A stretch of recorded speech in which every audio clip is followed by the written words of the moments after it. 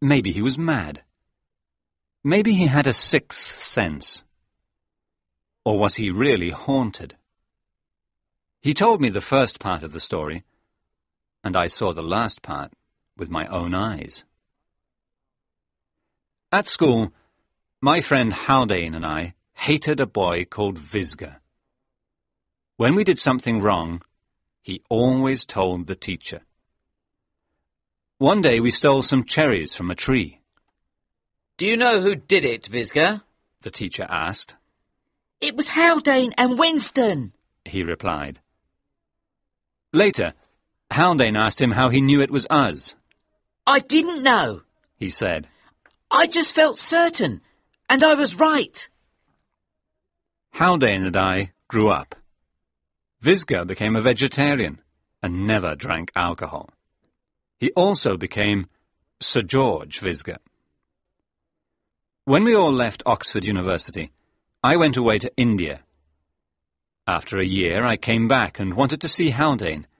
He was always happy, kind, and honest. I wanted to see the smile in his blue eyes again and hear his happy laugh, so I went to visit him in London. But this time, he did not laugh. He was miserable. His face was pale, and he looked weak and ill. He was packing his things, and there were lots of big boxes full of furniture and books around the house. I'm moving, he said. I don't like this house. There's something strange about it. I'm going tomorrow. Let's go out and have some dinner, I said. I'm too busy. He looked nervously around the room. Look, I'm really happy to see you, but why don't you go to the restaurant and bring back some food? When I came back, we sat by the fire and ate the food. I tried to tell jokes, and he tried to laugh, but sometimes he looked into the shadows in the corners of the room. We finished our meal, and then I said, "Well?"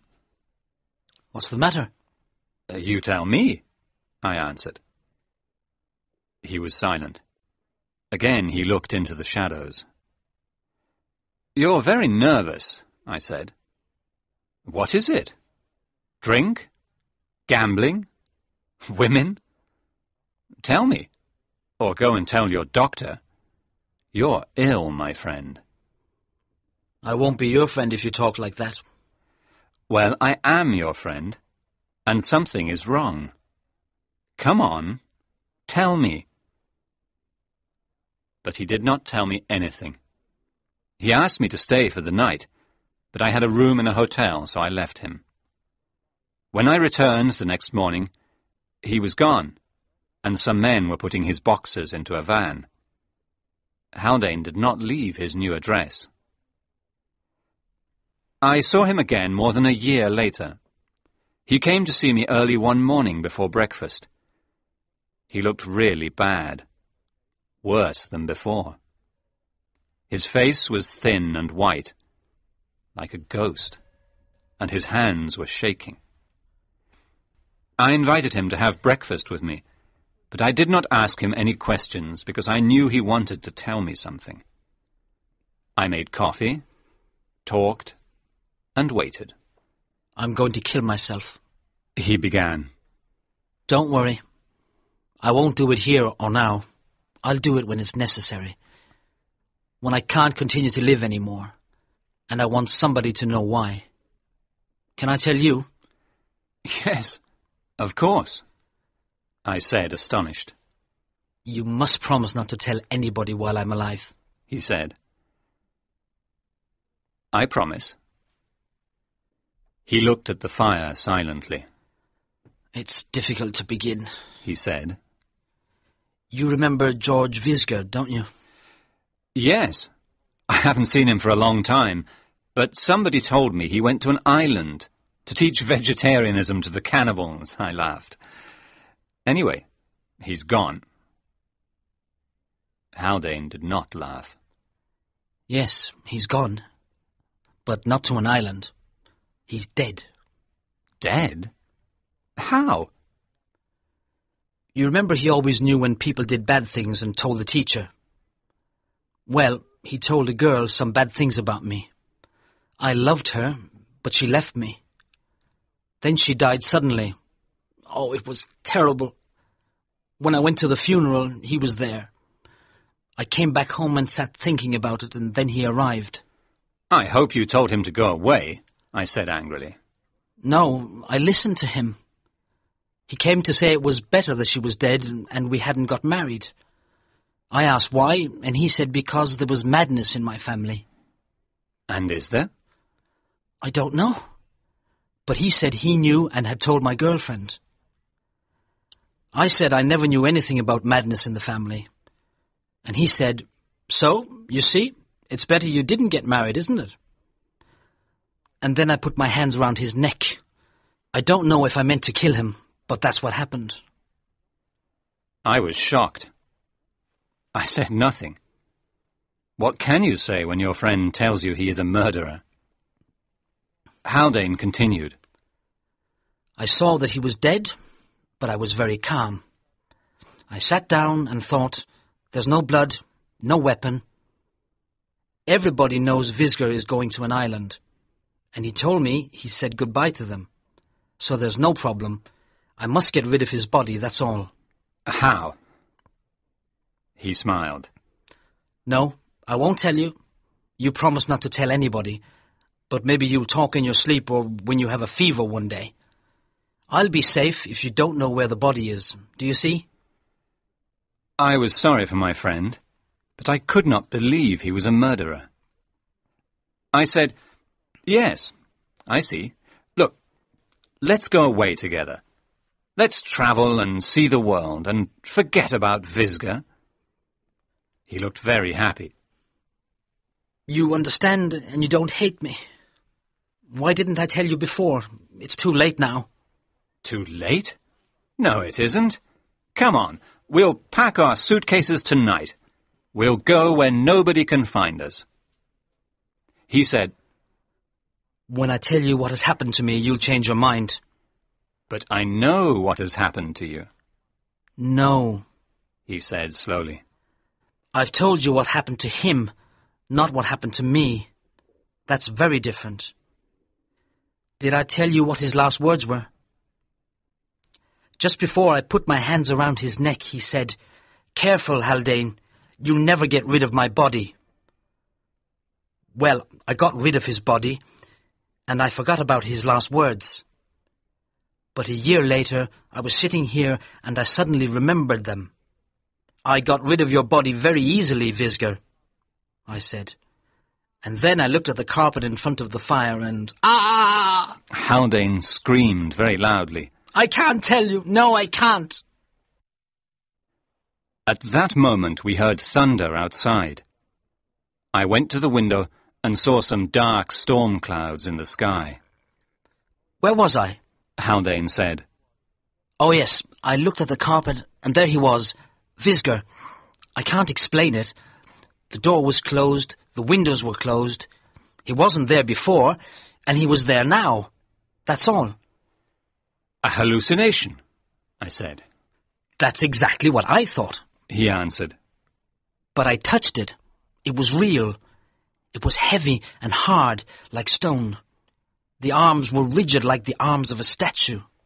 It was a hallucination, I repeated. Well, I thought somebody had put him here to frighten me. So I went to the place where I had hidden him, and he was there, just as he was a year before. My dear Haldane, I said, this is very funny.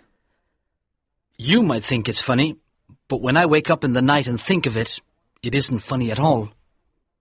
I don't want to die in the dark, Winston. That's why I think I'll kill myself, so I'm sure that I won't die in the dark.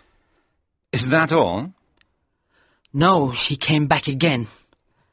I was asleep on the train one day, and when I woke up, he was on the seat opposite me. He looked the same as before, hard and rigid like a statue. I threw him out of the window in the tunnel. If I see him again, I'll kill myself. You think I'm mad, but I'm not. You can't help me. Nobody can help me. He knew, you see. He said, You'll never get rid of my body. And I can't. He always knew things. Winston, I promise you I'm not mad. I don't think you're mad. I think your mind is disturbed. But we'll stay together. If you can talk to me, you won't imagine things. So we went travelling together, and I was full of hope. Haldane was always a rational man, and I could not believe he was mad. I wanted to help him get better. After a month or two, the madness passed, and we joked and laughed again. I was extremely happy that my old friend was normal. He's forgotten about Visga, I thought, and now he's fine. We arrived in Bruges, where there was a big exhibition, and all the hotels were full. We could only find one room with a single bed in a hotel called the Grande Vigne, so I had to sleep in the armchair. We had dinner and went to a pub, and it was late when we returned to our room. We talked for a while, and then Haldane got into bed. I tried to sleep in the armchair, but it was not very comfortable. I was nearly asleep when Haldane began to talk about his will. I've left everything to you, Winston, he said. I know I can trust you to take care of everything. Thank you, I said sleepily. Let's talk about it in the morning. But he continued, telling me what a good friend I was. I told him to go to sleep, but he said he was thirsty.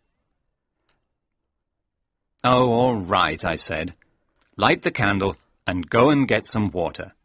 And then, please let me sleep. No, you light it. I don't want to get out of bed in the dark. I might step on something or walk into something that wasn't there when I got into bed. I lit the candle, and he sat up in bed and looked at me. His face was very pale, his hair untidy, and his eyes were shining. That's better, he said. Oh, look here. There are 2 big letters on the sheet in red cotton.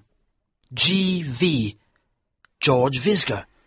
No, it's the symbol of the Hotel Grande Vigne, I said. Hurry up and get the water. Please come with me, Winston. I'll go down by myself. And I went to the door with the candle in my hand. He jumped off the bed in a second. No, I don't want to stay alone in the dark, he said, like a frightened child.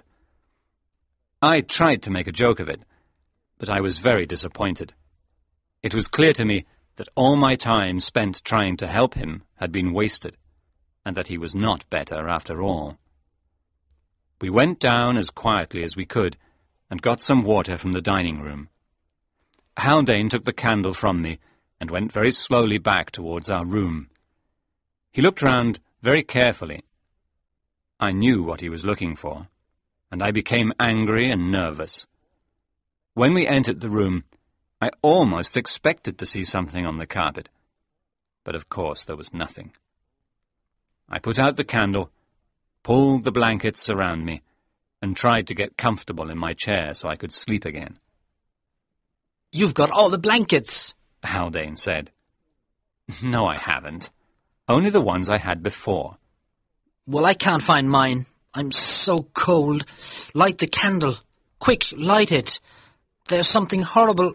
But I could not find the matches. Light the candle, he shouted.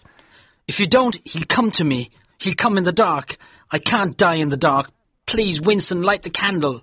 I am lighting it, I said angrily. But in the dark I was trying to find the matches with my hands. On the shelf, the table. I could not remember where I had put them. You're not going to die. It's all right. I'll get the matches in a second. It's cold, it's cold, it's cold, he said, like that, 3 times. And then he screamed loudly, like a child or like a rabbit attacked by dogs. What is it? I cried. There was silence.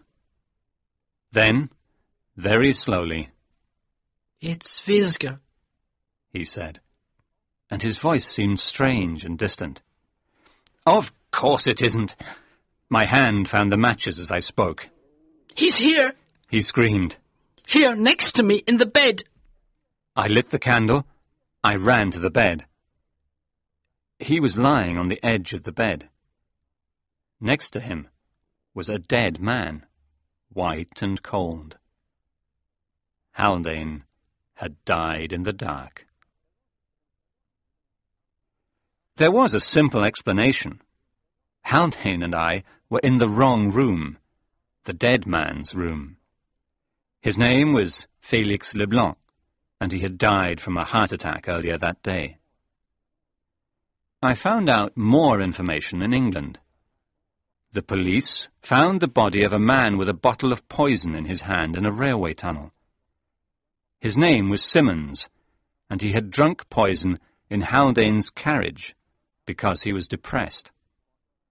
Haldane had thrown his body out of the window. Haldane left me all his possessions in his will. I asked a police inspector to be with me when I opened the boxes he had left me. Inside one were the bodies of 2 men. One man was identified later. He was a salesman who had died of epilepsy. The other body was Vizga's. I leave it to you to explain the events in this story. I cannot find an explanation that satisfies me.